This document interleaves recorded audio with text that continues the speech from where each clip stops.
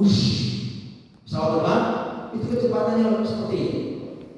Jadi kalau adanya angin di sana kecepatan seperti itu, kira-kira beraktivitas bisa nggak kira-kira manusia kalau ditempatkan di Mars? Nggak mungkin. Masya Allah, pakai kopi. Pakai kopi ya.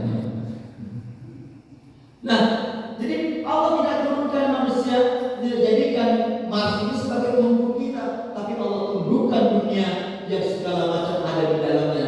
Allah jadikan panggung untuk manusia, untuk panggung hambanya. Maka ketika di atas panggung ini kita akan tinggalkan nanti panggung ini, kita akan kembali kepada Allah. Di sana kehidupan kita yang sesungguhnya. Kenapa kita tinggalkan dunia ini? Karena dunia ini bukan asal kita. Ya, masjid ini pernah diumumkan, Inna lillahi wa inna ilaihi raji'un. Telah meninggal dunia, benar meninggalkan dunia. Bukan cuma omongan, bukan hanya kata-kata yang tanpa makna. Itu benar kata maknanya. Kita akan tinggalkan dunia apa? Karena dunia ini bukan asal kita. Sampai sini paham ya?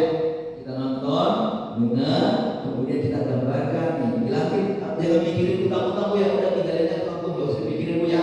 Jangan mikirin utang kok. Utang gak usah pikirin kok, bayar. Nah, kita kembali ke materi ini. Supaya apa? Ketika kita baca ayat tadi hukumnya sunnah, menghafal hukumnya sunnah, bagaimana prakteknya dalam kehidupan? Kita harus ada kajian. Sehingga apa? Kita membaca Al-Quran itu jangan sampai ada Al-Quran yang menjelaskan tentang hukum-hukum di dalamnya. Kita seakan-akan tidak mau dengar. Kita tidak mau jadikan dia hukum. Seakan-akan hukum Al-Quran itu hanya bacaan yang dia dapatkan. Ini kita kafir. Dianggap kafir kenapa? Ini kata Imam Nawawi Al-Bantani, ya. Imam Nawawi Al-Bantani itu kalau ada orang mukmin, dia muslim, dia ini menolak satu ayat, karena akan menolak satu ayat, satu kata di dalam Al-Quran, dia tolak, dia enggak bukan tolak, dia enggak serap dengan ayat Al-Quran, maka dia sudah keluar dari Islam.